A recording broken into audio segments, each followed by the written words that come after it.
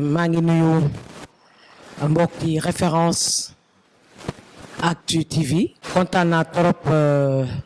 dalal leen fii ci Saly FM. wax su ñu demee nag léegi ci wërgu yaram bi man sama programme mooy fexe ba nit yi sénégalais yi juddu naître vivre et mourir dans la dignité. dans la dignité mooy fexe ba mortalité maternelle bi wàññeeku juddu dans la dignité mooy fexe ba femmes yi di accoucher dans de bonnes conditions ku ñu war a césarienne ñu teel ko césarienne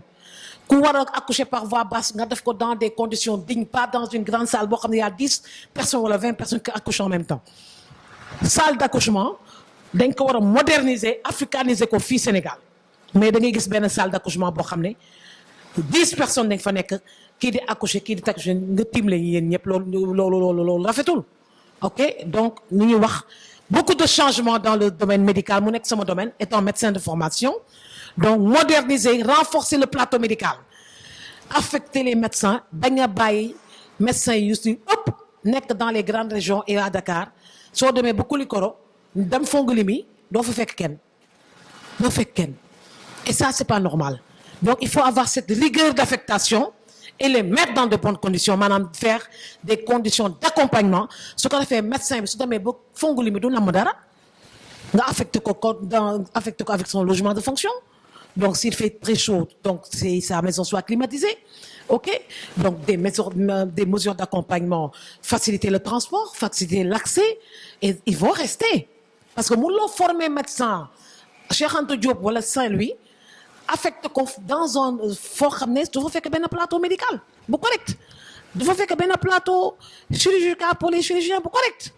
donc mettre en place un bon système médical et chirurgical dirigé par des médecins maanaam ministère de la santé ne peut être dirigé que par un médecin ou un chirurgien personne d'autre ne peut développer un système médical su fekkee jàngaloo ko loo nampul mënuloo ko tari kon su ñu ñëwee di jël des personnes qui n'ont aucune qualification médicale bu leen teg à la tête d'un département ministère qui est bourré de départements qui ont des milliards de budget ils vont s'intéresser aux milliards placer des hommes leurs militants que de développer le système sanitaire du Sénégal. Ce qui s'est passé en Afrique ça s'est pas passé seulement au Sénégal ça c'est un phénomène naturel qui nous a fait constater que les Africains étaient potentiellement donc résistants vis-à-vis du Covid et que ce qui se passe dans les pays dans les pays froids donc c'est complètement différent dans nos pays africains. Non, je suis désolé ça c'est un phénomène africain soo demee Mali fekk ko fa région boo dem ci Afrique di nga fa gis carrément que le coronavirus est en train de diminuer hein? Donc il ne gagne pas un grand terrain mais il recule et ça on le constate en Afrique donc il est entouré d'un staff médical qui le conseille mais il y a tellement de choses à parfaire cette maladie de Covid fii ci Sénégal yàlla ci def sutura yàlla fi def sutura